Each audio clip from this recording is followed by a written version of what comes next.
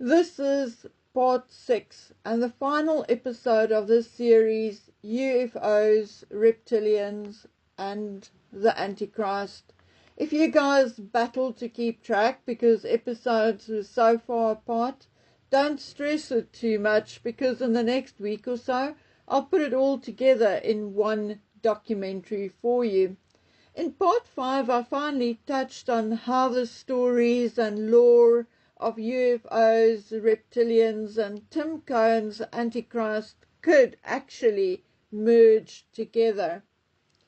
In ufology and speculative biology, reptilian shapeshifters are often cast as ancient, subterranean or extraterrestrial ruling class that manipulates human history from behind the scenes. Then you look at the other side of the discussion, namely Counts Dracul and Dracula, his son, and their violent lives and bloodlust, which then also gave lead to the vampire lore.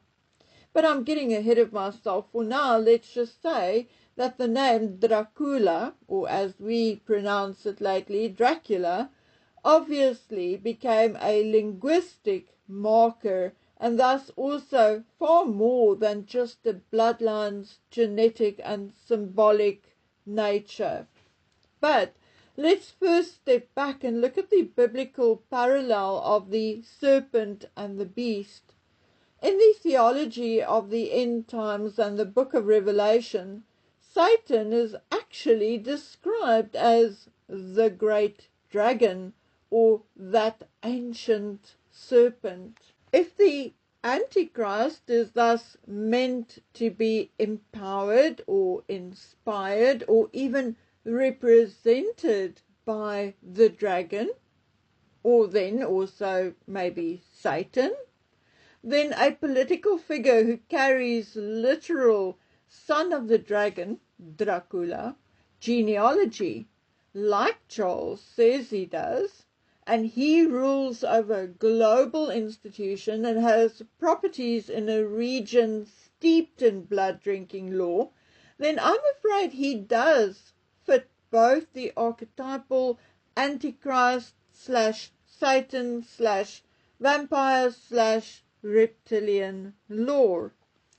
The actual vampire myth itself revolves around the consumption of blood to sustain immortal life.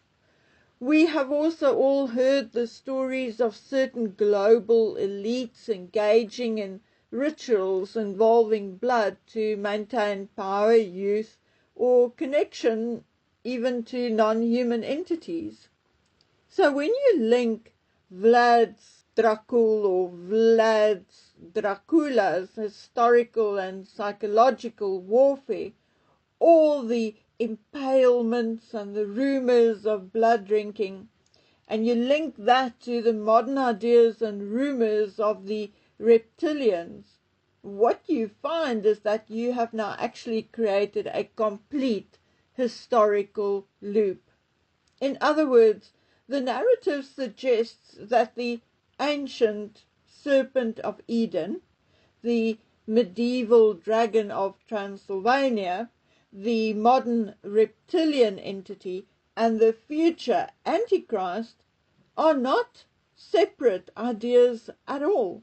Instead, it appears as if they are simply different historical names for the exact same spiritual or maybe physical bloodline entity, manifesting across different eras, maybe in an attempt to assume some kind of global control.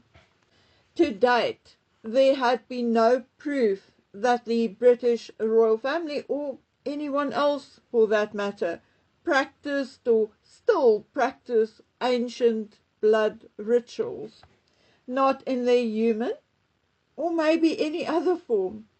The proof of this is about as good as the United States release of their UFO files proving supposedly that aliens are visiting us from another planet. The bundles released to date have mostly been seen before, or it is relatively clear what it really actually is. There are few which, admittedly, could be something otherworldly, but at the end of the day, it may very well be more likely that these so-called aliens, be they reptilians or tall whites or some kind of amphibian creatures, have indeed been here on Earth as long as we have. Maybe they walk among us on a daily basis, or maybe they are in hiding from us, or maybe they have finally developed the technology to access our skies from deep under the ocean. Whatever the truth is, the time has come for governments to be honest, to tell the truth about what they know. Far too often governments and entities like the FBI, the CIA, MI5 and MI6 forget just who is paying their salaries. Okay guys, this was the final of UFOs, Reptilians and the Antichrist. If there's something you wish me to research or talk about, please let me know in the comment section. So until next time, please take care and stay safe. Bye.